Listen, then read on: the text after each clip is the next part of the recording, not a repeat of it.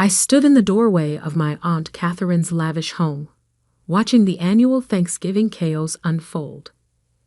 The mansion's grand foyer was decorated with elaborate autumn arrangements, the air heavy with the scent of turkey and expensive perfume. This was the Morrison family's yearly display of wealth and status, a tradition I'd grown to despise. "Olivia," my cousin Madison's shrill voice cut through the noise. "You're actually here. We weren't sure you'd come, given your circumstances." I forced a polite smile, smoothing down my deliberately understated dress. If only they knew that my circumstances included being CEO of Sterling Enterprises, the parent company that had quietly acquired Morrison Technologies 3 months ago. "The kids' table is that way," Aunt Catherine called out, not bothering to hide her smirk. "Though I suppose that's where you belong, given your position in life." At 32, I was the family's designated failure, the one who'd walked away from the prestigious family business to strike out on my own. Little did they know that my tiny consulting business was actually a cover for my role as the reclusive founder of Sterling Enterprises. "Thanks, Aunt Catherine," I said quietly, watching her turn back to fawning over Madison's new Cartier bracelet, probably bought with her Morrison Technologies salary, which I now technically paid. The kids' table was exactly as depressing as expected. A rickety card table set up in the corner, far from the elegant main dining room. I took my seat among my young cousins, some barely in their teens, while watching the successful adults gather around the main table. "Poor Olivia," I heard my Uncle James stage whisper to my mother. "Still hasn't found her way, has she? Good thing the rest of us know how to succeed in business." My mother sighed dramatically. We tried to tell her to stay at Morrison Technologies, but she had to be different, had to chase her silly dreams. I bit back a laugh, thinking about the meeting scheduled for Monday morning. The one where Morrison Technologies employees would discover that their company had been acquired by Sterling Enterprises months ago. The one where they'd learn that their jobs, their salaries, their precious positions all depended on the woman they'd banished to the kids' table. "Aunt Olivia," my 12-year-old cousin Tommy whispered, "why do they make you sit here? You're a grown-up." I smiled at him, the first genuine smile of the evening. "Because they think success only looks one way, Tommy. They haven't learned that power doesn't always announce itself." "Is that why you're letting them talk about you like that?" His young face was serious. "Even though you're actually their Sha. I pressed a finger to my lips, winking at him. Tommy was the only one who knew my secret. He discovered it by accident when he'd seen my name on some documents while visiting my office. But he kept quiet, understanding instinctively what I was doing.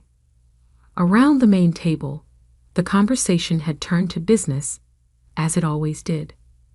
Morrison Technologies had been the family's pride and joy for 3 generations. Now my Uncle James ran it, with my cousins Madison and Tyler in executive positions they hadn't earned. "The company's doing better than ever," James boasted, raising his wine glass. "We're expanding into new markets, hiring more staff.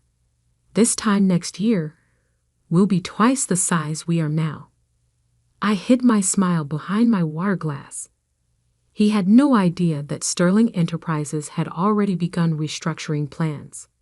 By this time next year, half of his executive team would be replaced with actually qualified professionals. "And how's your little consulting business, Olivia?" Madison called out, her voice dripping with fake concern. "Still working from that tiny office downtown?" "Oh, you know." I shrugged. "It pays the bills." "Barely, from what I hear," Tyler snickered. "Maybe if you'd stayed at Morrison Technologies, you'd be sitting at the grown-up table by now." My Aunt Catherine nodded sagely. It's not too late to admit you made a mistake, dear. I'm sure James could find something entry-level for you. Maybe in the mailroom? The entire adult table erupted in poorly concealed laughter.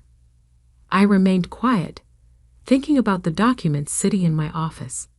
The ones that would reveal that Sterling Enterprises, my company, now owned everything they were so proud of. Actually, I said carefully, I have some interesting meetings coming up about the future of my career. Oh, honey. My mother patted my hand condescendingly. Don't get your hopes up. Some people just aren't meant for big success.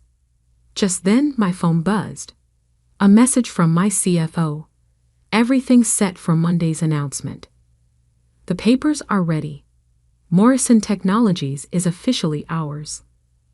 I looked around the table at my smug relatives, James bragging about his business acumen, Madison showing off her expensive jewelry, Tyler boasting about his corner office.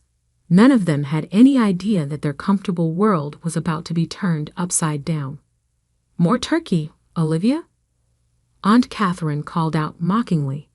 At least you can eat well at our table, even if you can't succeed like the rest of us. I smiled, thinking about Monday morning. Thank you, Aunt Catherine. I think this Thanksgiving will be very memorable indeed. Tommy caught my eye and grinned. He knew what was coming. Sometimes the best revenge isn't served cold. It's served with a side of corporate acquisition papers and a complete restructuring of the family business. The kids' table suddenly felt like the perfect place to watch it all unfold.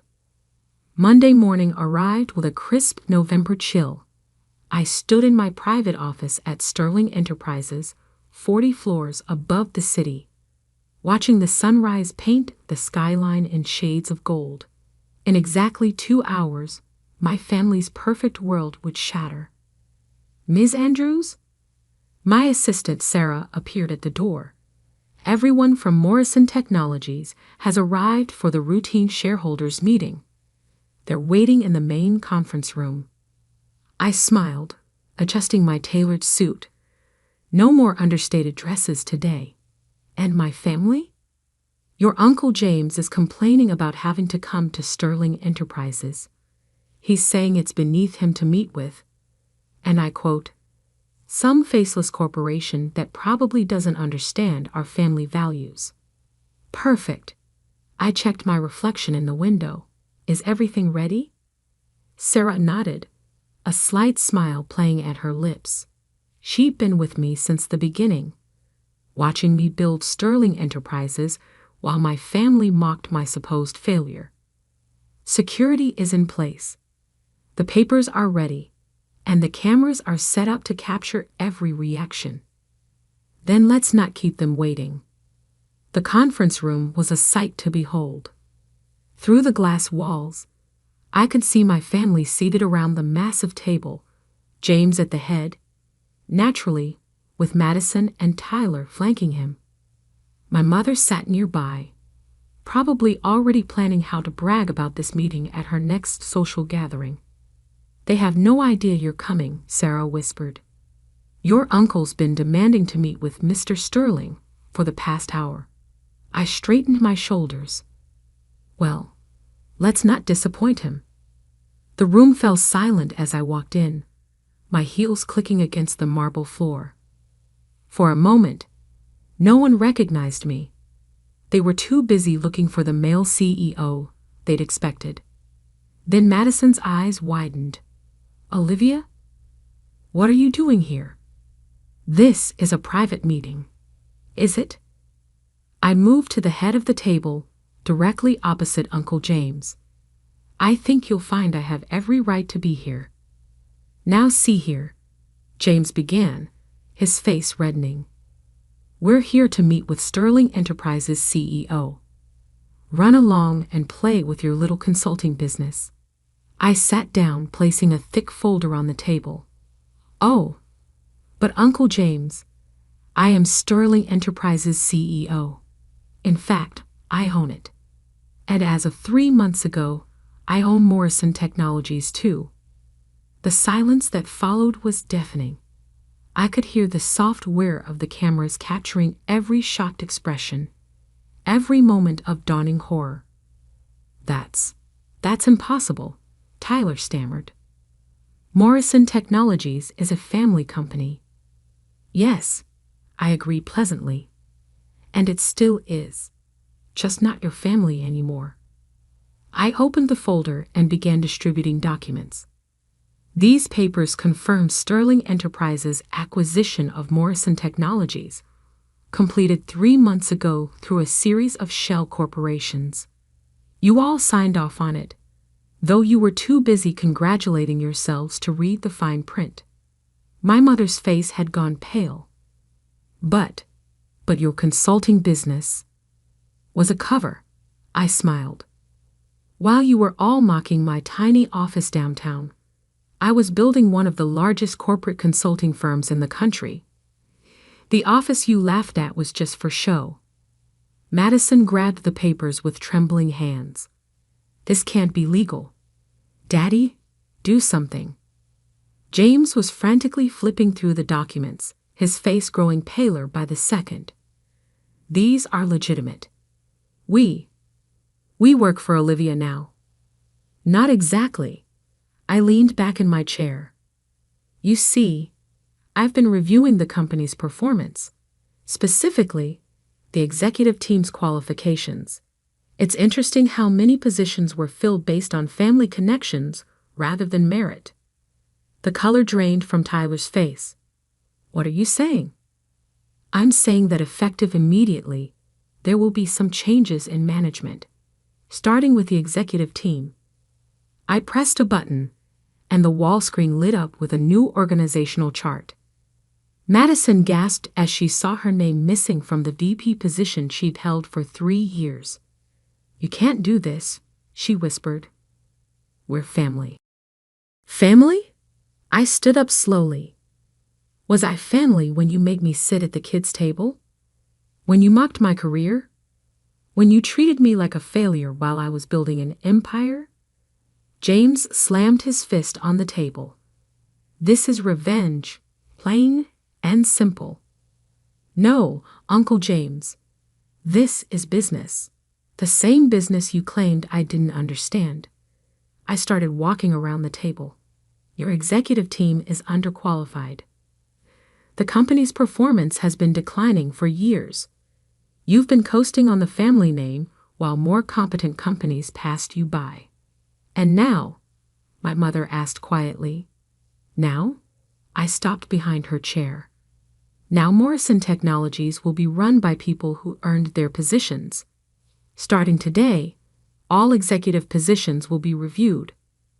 Those who are qualified may stay. Those who aren't, I glanced at Madison and Tyler, will be offered positions more suited to their actual skills. You demote your own family. Madison's voice cracked.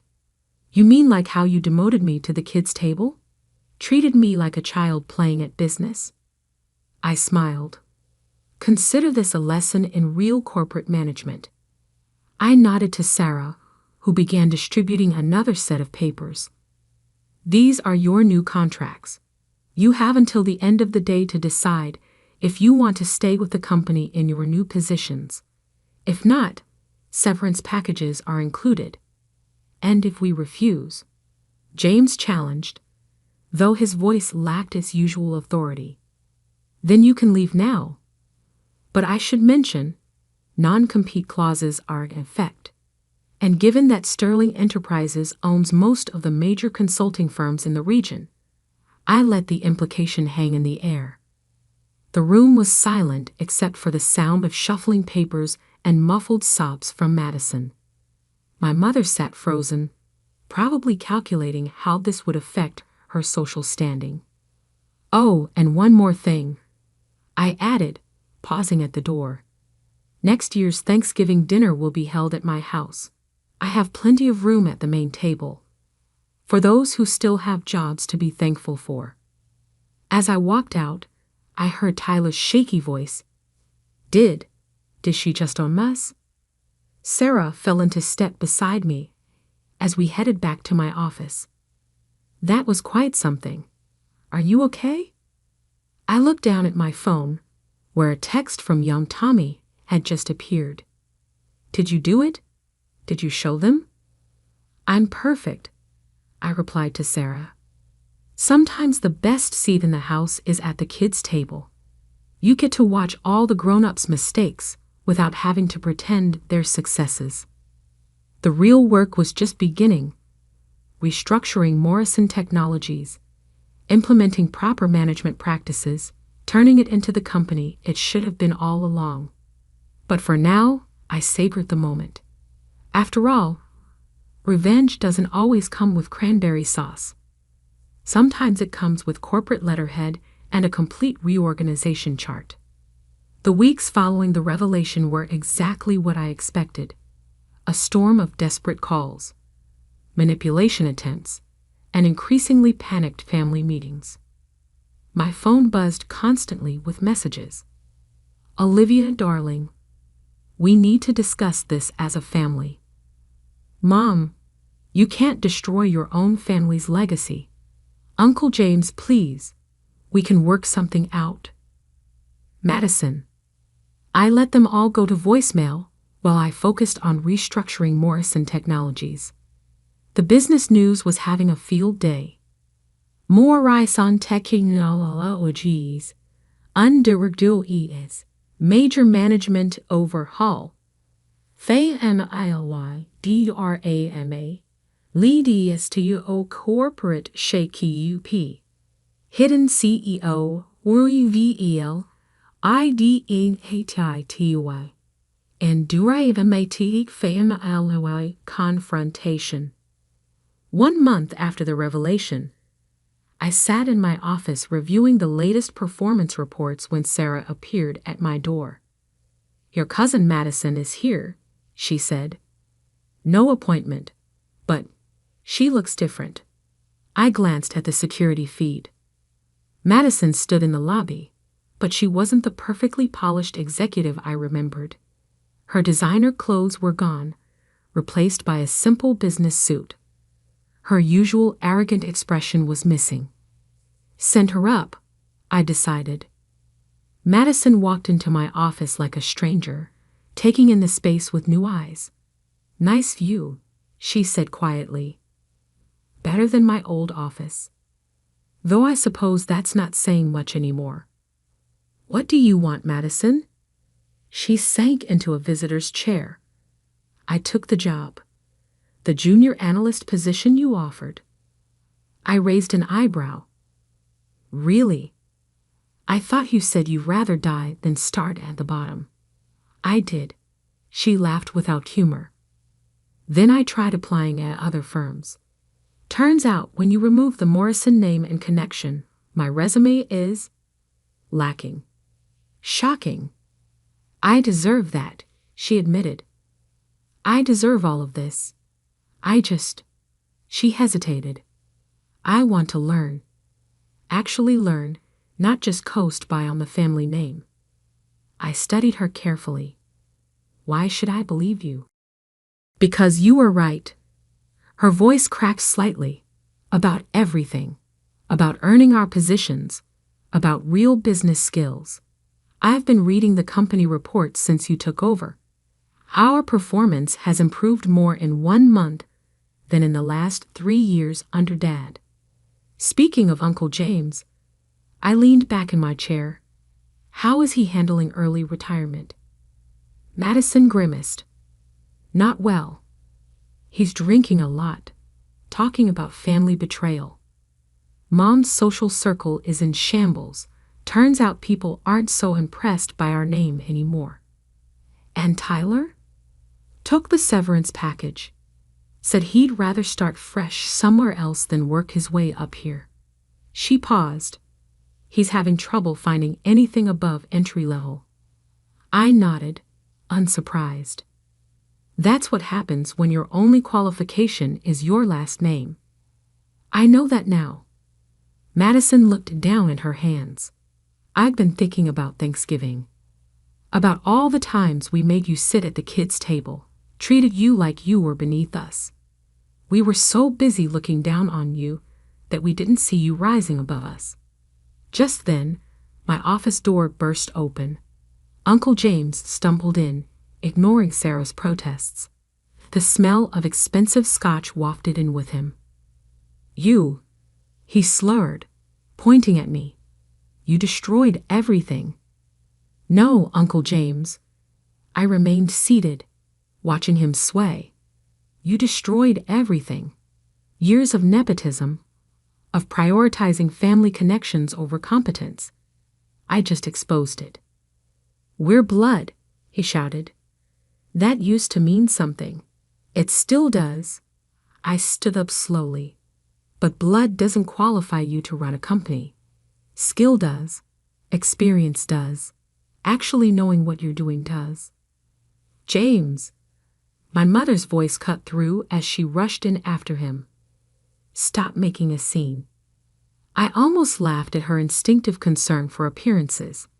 "Still worried about the family image, Mom. Even now."